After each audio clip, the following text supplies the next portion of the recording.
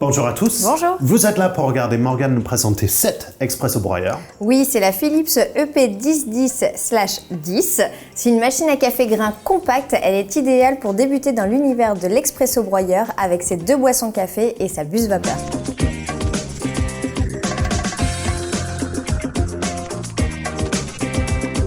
Alors, on a déjà vu cette design chez Philips sur les séries 2000, les 3000, les 4000 et même les 5000. Ça va jusqu'à 5000, oui. Mais il faut dire que là, il y a beaucoup moins d'options que sur cette merveille. Oui, c'est vraiment la petite sœur de la gamme. C'est l'entrée de gamme. Elle est idéale pour un petit budget. Mais effectivement, on a des finitions qui sont un peu moins premium que, par exemple, sur la version 2000, notamment sur le repostas.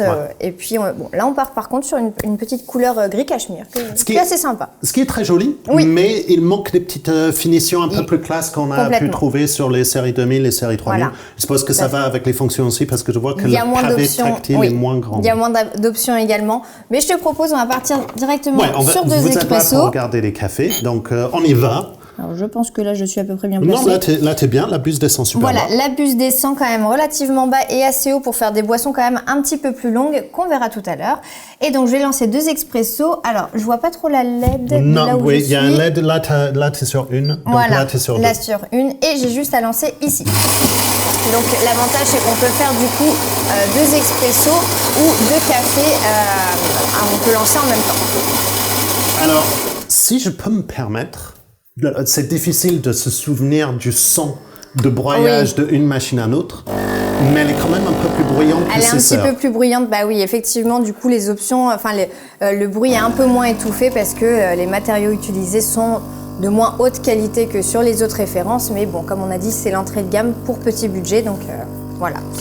Après, elle fait très bien le job, on a quand même une très belle extraction. Ouais, on a une très jolie extraction qui est en train de tomber.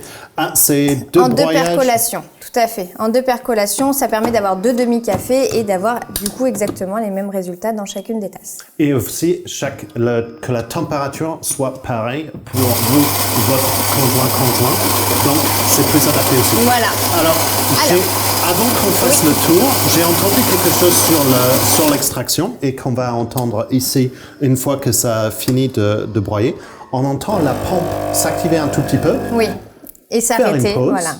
Et ensuite faire le restant de l'extraction. Et en fait, ça, c'est la pré-infusion. Et ce qui est en train de se faire, la machine est en train de mouiller la galette de café, faire ce temps de pause pour laisser sortir les arômes, et ensuite faire le restant de l'extraction, et ça va nous donner un meilleur résultat en tasse. Alors, vite, on va parler juste vite fait du bac à grains. On a une contenance de 275 grammes. Ce qui est top. C'est vraiment top. De café, c'est ce qu'on cherche. Par rapport au gabarit de la machine qui est assez compact, c'est quand même assez intéressant. On a un broyeur en céramique avec 12 positions de réglage. Le céramique, on aime beaucoup. Ça chauffe moins et aussi ça garde la partie coupante plus longtemps. Complètement. Donc, c'est très intéressant. On a du coup un couvercle qui est fumé et avec un joint d'étanchéité pour protéger la fraîcheur de votre grain ainsi que les arômes. Et on va retrouver ici du coup une trappe à moulu. Ce qui est un très bon point aussi pour passer sur un petit déca ou une mélange Robusta pour faire un tiramisu.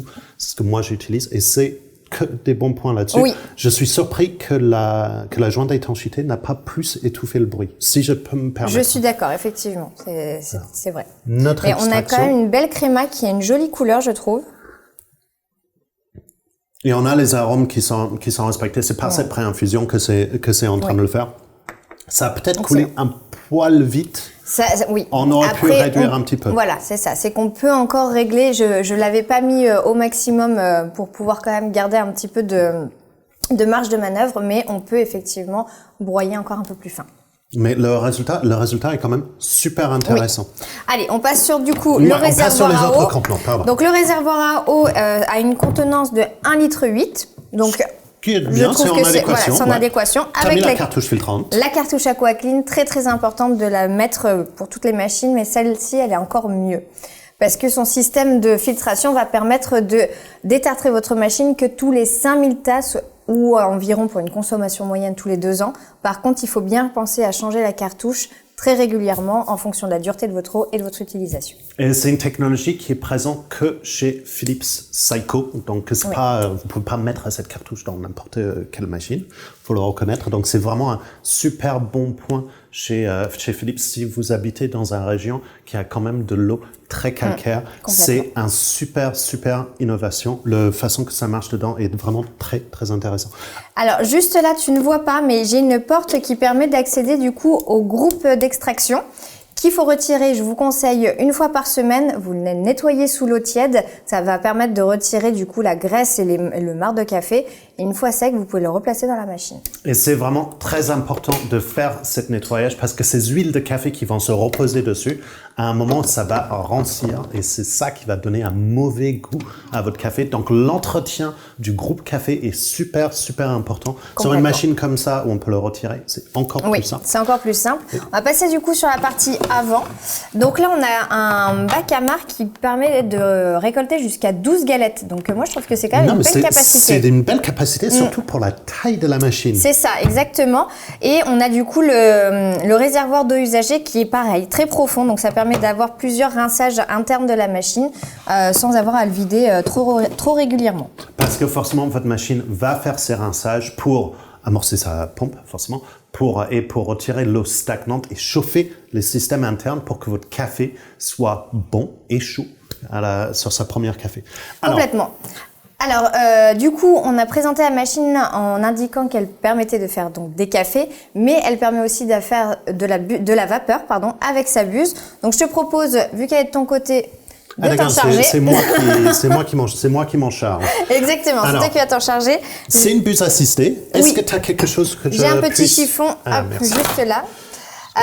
Et du coup, effectivement, cette machine, donc, elle vous permet de faire 2 boissons café, espresso et longo, mais elle va permettre également de faire de l'eau chaude, par exemple, pour votre thé, et de la buse vapeur, comme on va pouvoir voir. Donc, c'est comme tu as fait pour le café tout à l'heure. J'ai appuyé sur Steam, j'ai appuyé sur Go.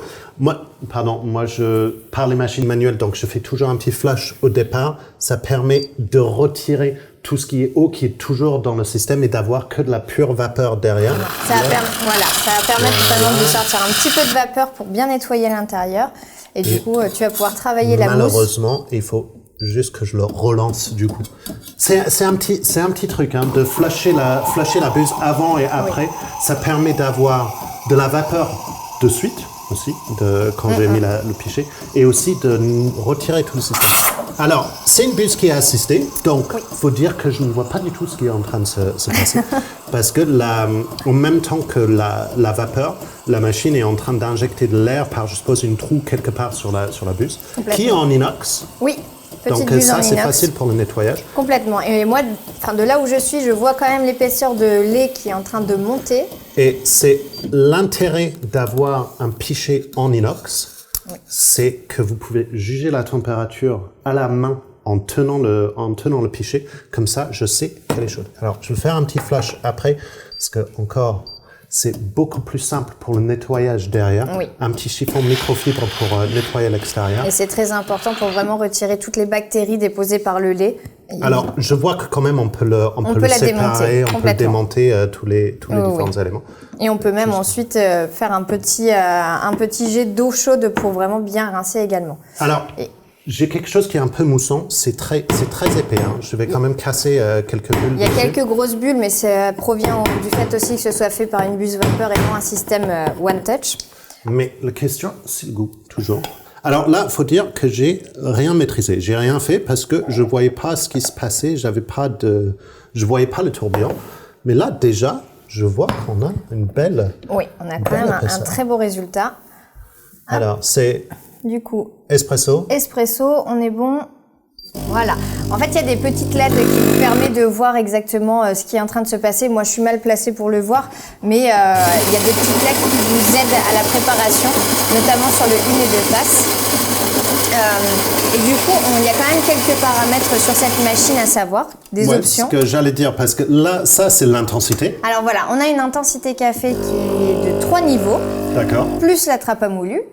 Oui. On a aussi un réglage volume sur 3 niveaux toujours. D'accord, donc on ne peut pas enregistrer spécifiquement son volume en tasse, c'est vraiment que sur ces 3 niveaux. On peut, mais que et uniquement sur le volume maximum. D'accord, ok. Voilà. C'est une façon de faire. Mais tant qu'on peut enregistrer, c'est ce qui est important. Et du coup, il y a la mémorisation automatique de l'intensité et du volume sur la dernière boisson effectuée. D'accord. Et on a aussi un réglage de température sur 3 niveaux. Donc ça va être sur la machine dans sa totalité, pas par boisson, qui doit se faire uniquement quand elle est éteinte. Pardon. D'accord. Voilà. Attends, parce que j'étais en train de me demander, je ne voyais pas d'option dessus. Oui, c'est que quand elle est éteinte.